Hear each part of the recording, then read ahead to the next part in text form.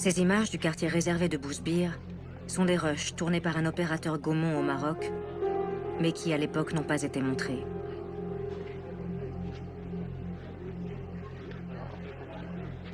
Construit en 1922, au moment où Lyautey planifie l'édification des villes modernes du pays, Bousbir est né de la volonté des autorités de lutter contre la propagation des maladies vénériennes en raison du développement de la prostitution.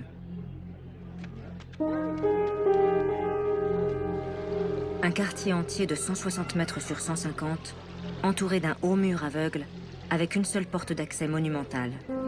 Et à l'intérieur, des commerces, un coiffeur, des cafés. Et bien sûr, ses habitantes bien particulières. Des femmes qui ne peuvent sortir du quartier qu'une fois par semaine, après avoir obtenu un permis de la police et du médecin. Une prison à ciel ouvert pour ces travailleuses du sexe, photographiée ici par la photoreporter Denise Bellon dans les années 30.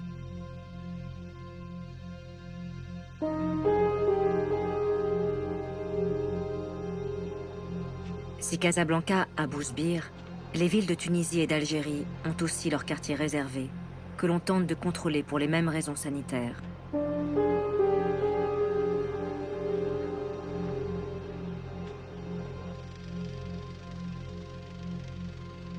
Depuis les débuts de la colonisation, une des motivations pour les candidats au départ, c'est cette promesse insidieuse de femmes offertes et soumises, et qui paraissent mises à la disposition des Blancs.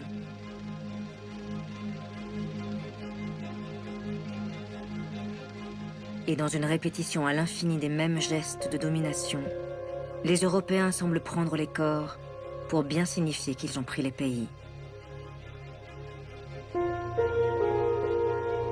Des images dérangeantes qui témoignent du grand marché sexuel qu'est alors devenu l'Empire. Bien loin de la propagande officielle sur l'incroyable œuvre civilisatrice de la France.